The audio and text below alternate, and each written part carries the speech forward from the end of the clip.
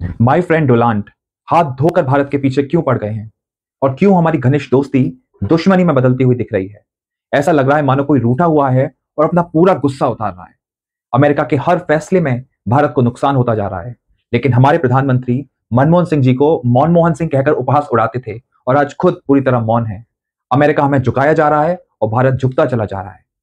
जब भारतीय नागरिकों को बेड़ियों में जकड़कर भारत भेजा गया और अपमानित किया गया, वो केवल कुछ व्यक्तियों का मामला नहीं था, वो भारत की गरिमा, भारत के सम्मान का मामला था। और प्रधानमंत्री उस वक्त मौन थे। ऑपरेशन सिंदूर के दौरान जब हमारी सेना पाकिस्तान को तहस नहस कर रही थी, तभी एकाएक अमेरिका से युद्ध रोकने का संदेश आता है।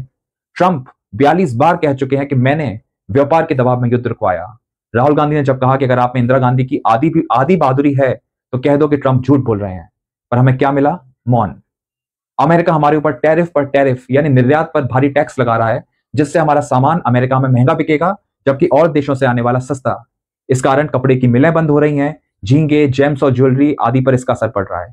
इस सब से कम 2 लाख करोड़ का नुकसान होने जा रहा है और हमें क्या मिल रहा है? मौन। ईरान में एक बंदरगाह है जिसका नाम है चाबहार।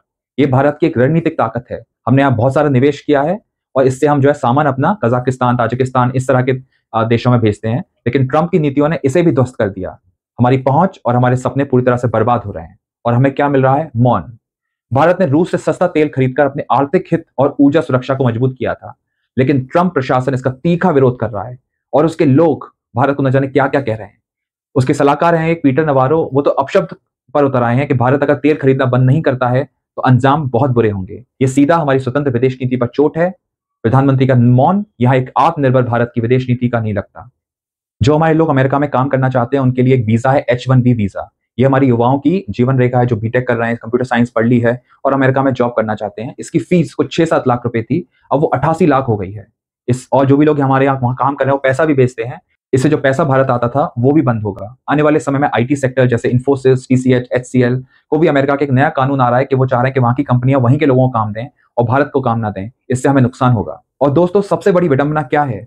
जब अमेरिका ने अपमान किया, चोट दी, तो हमें चुप्पी मिली, लेकिन जैसे ही ट्रंप ने कहा माय डियर फ्रेंड और जन्मदिन की बधाई दी, तो मोदी जी और उनकी पूरी मीडिया मशीनरी से राष्ट्रीय उपलब्धि बना दिया। मानो मानो भारत का कद एकदम बढ़ गया हो। साथियों, देश का सम्मान दब जाए, देश के युवाओं का भविष्य कुचल जाए और हमारी संप्रभुता गिरवी रख दी जाए, तो समय मौन का नहीं बल्कि ठोस जवाब देने का है। इसलिए मेरा सीधा सवाल है कि ये मौन क्यों है? ये चुप्पी क्यों है? इस चुप्पी के पीछे क्या राज हैं जिन्हें जनता से छुपाया जा रहा है? भारत का सम्मान, हमारी गरिमा, हमारे युवाओं का भविष्य, ये सब कुछ किसी माय डियर फ्रेंड से बड़ा है। और यही सवाल हमको और आपको पूछना है कि ये मौन, ये चुप्पी क्यों है? धन्यवाद।